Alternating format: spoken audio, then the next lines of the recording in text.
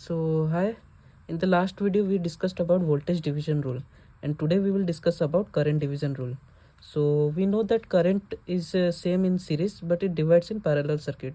So to understand current division rule we will draw a parallel circuit.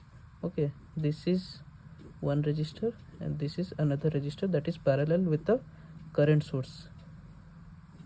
So this is R1, this is R2. The current through R1 is I1, the current through R2 is I2. Let this be a 10 ampere current source, and this R1 value 2 ohm and R2 is 3 ohm.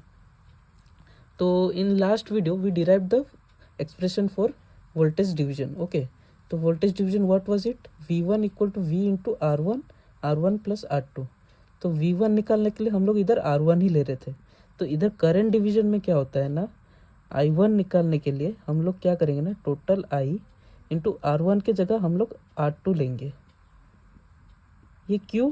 इसका logic है क्योंकि हम लोग को पता है कि current passes through the electrical circuit, लेकिन जहाँ पे ज़्यादा रजिस्टर होता है वहाँ पे करंट कम पास करता है. The more the resistance the less is the current flowing through it. तो इसी वजह से हम लोग इधर R2 लेंगे. R2 लेने से यहाँ पे ज़्यादा रेजिस्टेंस है तो यहाँ से कम करंट जाएगा, इधर कम रेजिस्टेंस है तो इधर ज़्यादा करंट जाएगा.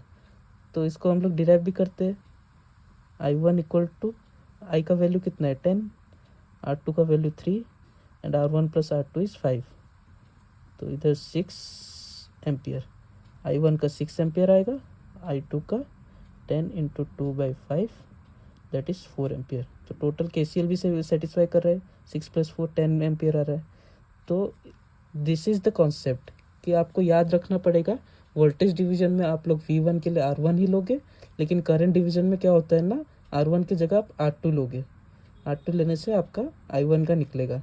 बस आपको डिफ्रेंशिएट करके याद रखना है कि यहाँ पे V1 में जैसा था वैसा ही है, लेकिन करंट में पैरेलल है, इसके वजह से हम लोग R1 की जगह R2 ही लेते हैं. ठीक है. Okay, thank you.